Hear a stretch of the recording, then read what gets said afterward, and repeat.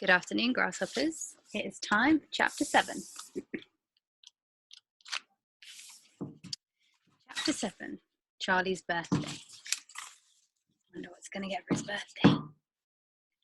Happy birthday, cried the 4 old grandparents as Charlie came into their room early the next morning. I always get up early on my birthday too. I'm too excited to sleep. Charlie smiled nervously and sat down on the edge of the bed. He was holding his present, his only present. What do we know that is? Very carefully in his 2 hands. Wonka's Whipple Scrumptious Fudge Mallow Delight, it said on the wrapper. The 4 old people, 2 at either end of the bed, propped themselves up on their pillows and stared with anxious eyes at the bar of chocolate in Charlie's hands. Mr. and Mrs. Bucket came in and stood at the foot of the bed, watching Charlie. The room became silent. Everybody was waiting now for Charlie to start opening his present. Charlie looked down at the bar of chocolate. He ran his fingers slowly back and forth along the length of it, stroking it lovingly, and the shiny paper wrapper made little sharp crackly noises in the quiet room. Then Mrs. Bucket said gently, "You mustn't be too disappointed, my darling, if you don't find what you're looking for underneath that wrapper. You really can't expect to be as lucky as that." "She's quite right," Mr. Bucket said. Charlie didn't say anything. "After all," Grandma Josephine said, "in the whole wide world, there are only 3 tickets left to be found." "The thing to remember," Grandma Georgina said, "is that whatever happens, you still have a bar of chocolate."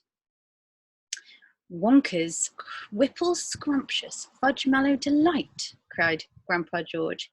"It's the best of them all. You'll just love it." "Yes," whispered Charlie, "I know." "Just forget about all those golden tickets and enjoy the chocolate," Grandpa Joe said. "Why don't you do that?" They all knew it was ridiculous to expect this one poor little bar of chocolate to have a magic ticket inside it, and they were trying as gently and as kindly as they could to prepare Charlie for the disappointment. But there was one other thing that the grown-ups also knew, and it was this, that however small the chance might be of striking lucky, the chance was there.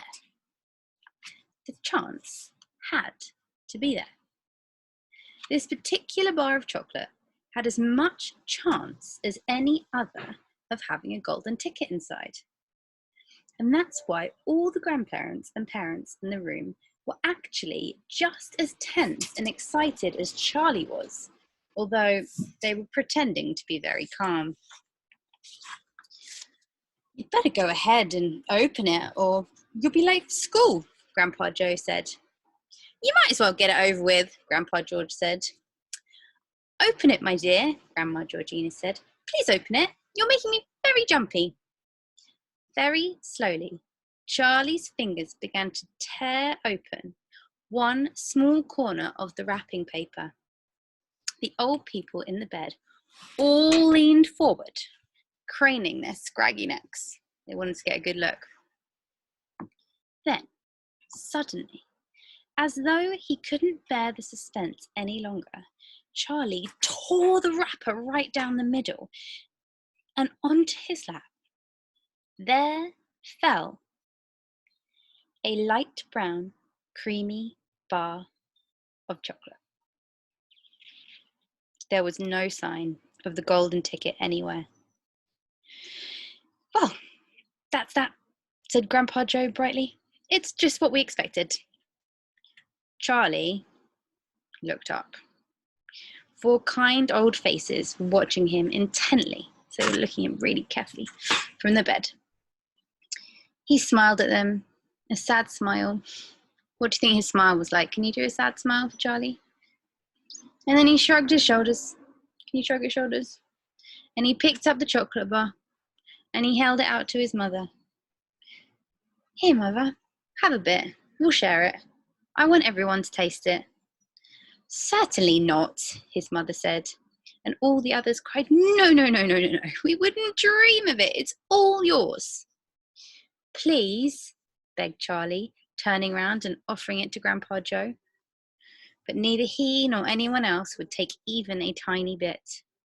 "It's time to go to school, my darling," Mrs. Bucket said, putting an arm around Charlie's skinny shoulders. "Come on, or you'll be late." That's the end of chapter 7. How disappointed would you be if you were Charlie? Do you think he really thought he was going to get the golden ticket? I thought he was going to get the golden ticket. He must be feeling really disappointed. We'll find out what happens tomorrow in chapter 8. Bye, grasshoppers.